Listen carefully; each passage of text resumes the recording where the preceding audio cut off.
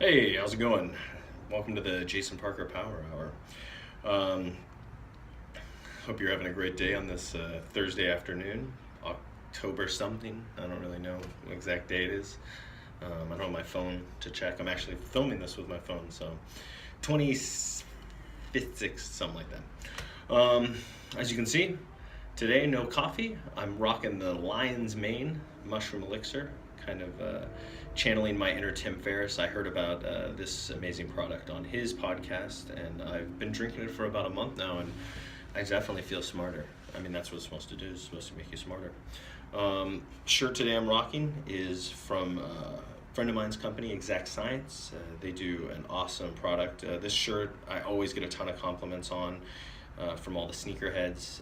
I can't wear it without getting 1 to 4 comments on it over the course of a day, which is a record for me.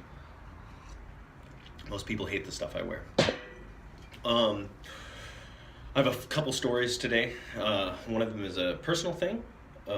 There's a great podcast called House of Carbs. I listen to it every week. It's with Joe House from the Ringer Network. It's his food podcast. A few weeks ago, he was talking about how he was coming to LA and he wanted to do a coffee tour. Hit him up on Twitter. Twitter is amazing. Find me on there at End of Time Travel. But I contacted him and said, hey, if you're coming to LA and you want to do a coffee tour, I do a walking coffee tour through Airbnb. So him and Juliet Littman, also from the Ringer Network, they came and they went on my tour. They did a little social media stuff for it, which was awesome. It was a blast. They talk about it on the radio or on the podcast.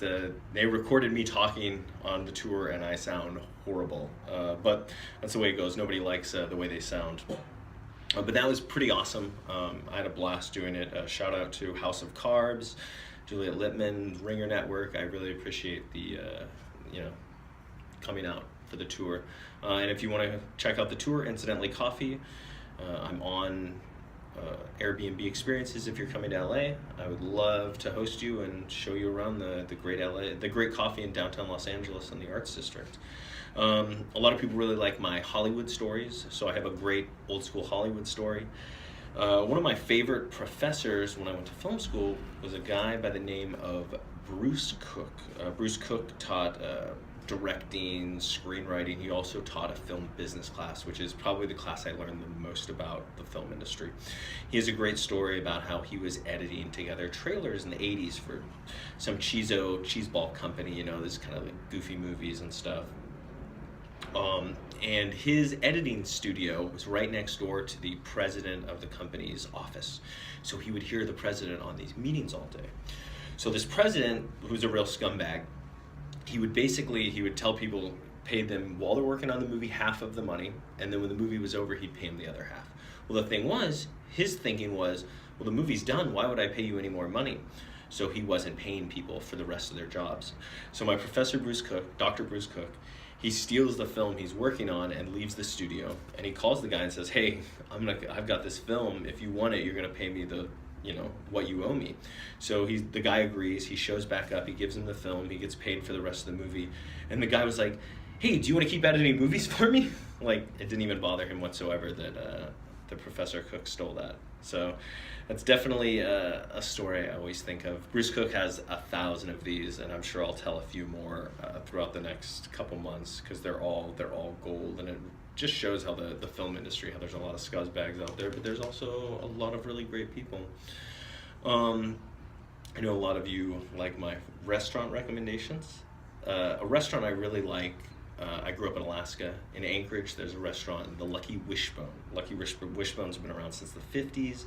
They're known for pan-fried chicken, which is pretty phenomenal. Pan-fried is definitely the way to go.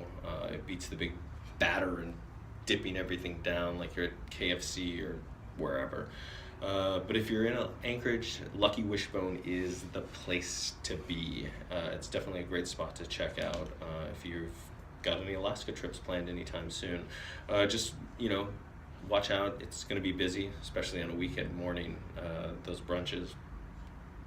My movie choice of the week is an old Scorsese early 80s film. It's kind of forgotten. A lot of people don't know it. It was actually a really big hit for him, and it might be one of his only comedies, like straight comedies. It's called After Hours. It's actually kind of a black comedy. There's some pretty interesting stuff that happens and kind of intense, but it's early 80s New York, and it's gnarly.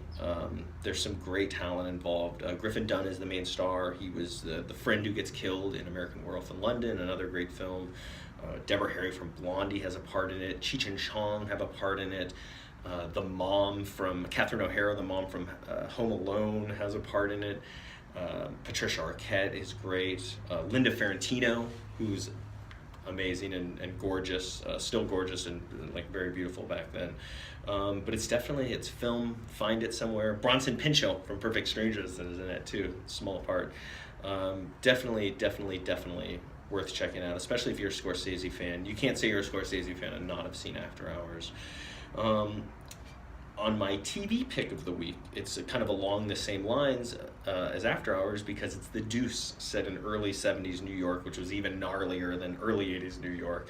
I watched this show for one reason. It's to see the pimps on the show get killed, because they're literally the worst people on the planet. And I want Game of Thrones deaths. Like, I want to see a pimp get like hot gold poured over his head.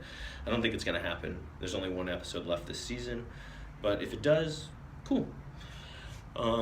Song of the week is an early kind of punk classic. It's from a band called Magazine, and the song is Shot from Both Sides. And this is on my playlist for the last decade. It's always a go-to for me.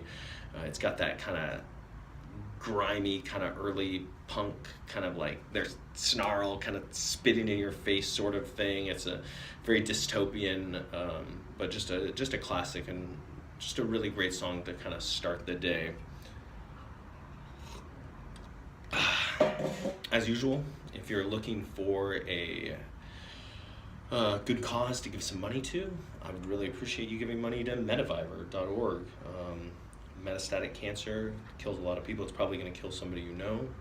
And if you don't know anything about it, you can do some research and check it out. So metaviver.org. As usual, coffee questions, opening a shop, need a consultant. My first consultation's free, just buy me lunch. Well, so I guess it's not free completely, but don't worry, I won't order the steak and lobster. But you can hit me up through incidentallycoffee@gmail.com.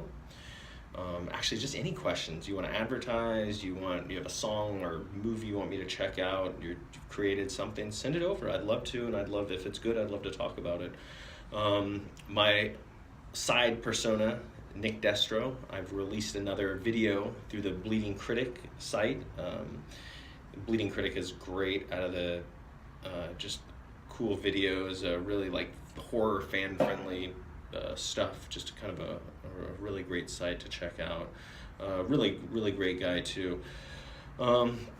As usual, please like, subscribe to this video, send it to your friends, tell them you love the Jason Parker Power Hour, even though it's really about 8 to 10 minutes. I'm working on filling out the hour with other stuff. And as usual, links will be in the comments if you want to check out any of the stuff I've talked about.